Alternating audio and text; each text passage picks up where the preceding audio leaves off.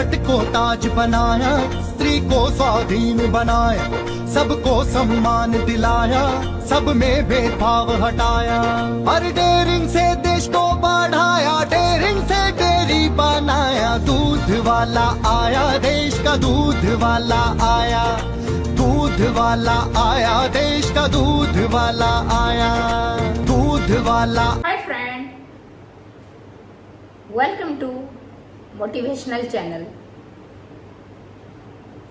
दोस्तों, आज मैं आपको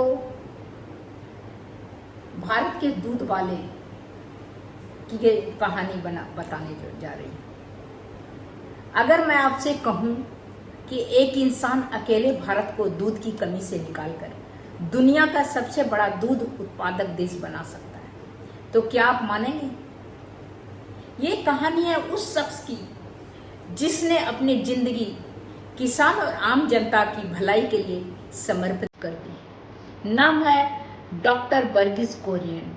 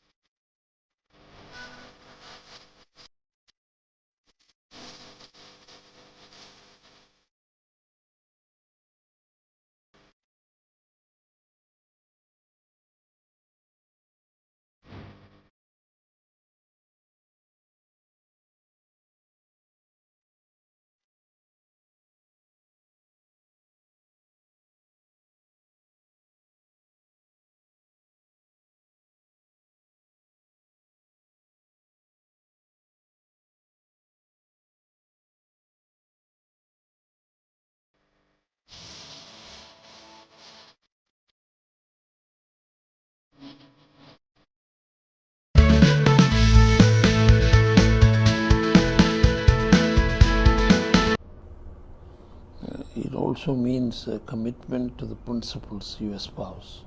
Government wants to get involved in matters in which they should not really get involved. And once we can get government out of businesses and confine it to governing. But isn't there the notion now that the government is getting out of businesses but really yielding to private enterprise as opposed to people's enterprises? I am not in favor of power being given to multinational companies controlled by farmers. It is a movement that originated with farmers, and the control of the farmers was not diminished with passage of time. Also, it was the idea of Sardar Vallabhbhai Patel, who, as you probably know, comes from a village 2 miles from Anand, a village called Karamsad. And Sardar Patel had said that till the farmers gain command over the procurement, processing and marketing of their own produce, they will not get a fair share of the consumer's rupee. Kurien को दूध वाला भी कहते हैं। कहानी ये है इनकी कि 1950 के दशक में भारत दूध के मामले में बेहद गरीब देश था। गांव में किसान थोड़ी सी दूध की पैदावार करते थे, लेकिन बिचौलिया उन्हें सही दाम नहीं देते थे। नतीजा ये हुआ कि किसान गरीब से गरीबतर होते चला गया, गरीब से गरीब किसान होते चला गया। देश विदेश से पाउडर दूध आयात करने लगा। हम लोग ने भी खाया है पाउडर दूध स्कूल में। इसी समय गुजरात के एक छोटे से कस्बे आनंद में आए थे डॉक्टर कुरियन। उनकी मकसद पहले तो सिर्फ नौकरी करना था, लेकिन वहां उन्होंने देखा कि किसान को मेहनत का फल नहीं मिलता है। मेहनत का फल कोई और खा रहा है, बिचौलिया खा रहा है, तो किसानों को उसका हक मिलना चाहिए। कुरियन ने ठान लिया कि अब हालात बदलेंगे। तब उन्होंने डॉक्टर कुरियन ने अमूल की शुरुआत की। अमूल दूध, जो कि अमूल पनीर है, अमूल छाछ है, अमूल दूध जो देख रहे हैं, फेमस है हिंदुस्तान में। उन्होंने किसानों को समझाया कि अगर वे सब मिलकर कोऑपरेटिव यानी सहकारी संस्था बनाएं तो बिना बिचौलिया का सीधे दूध बेच सकते हैं। शुरुआत आसान नहीं था, बहुत लोग इसमें मजाक भी उड़ाए, कुछ ने इसका विरोध भी किया जो बिचौलिया था, लेकिन धीरे धीरे किसान इससे जुड़ते चले गए और ऐसे हुआ अमूल दूध का शुरुआत। आज भारत सबसे बड़ा डेयरी ब्रांड है। यही से हुई श्वेत क्रांति यानी व्हाइट रेवोल्यूशन की शुरुआत।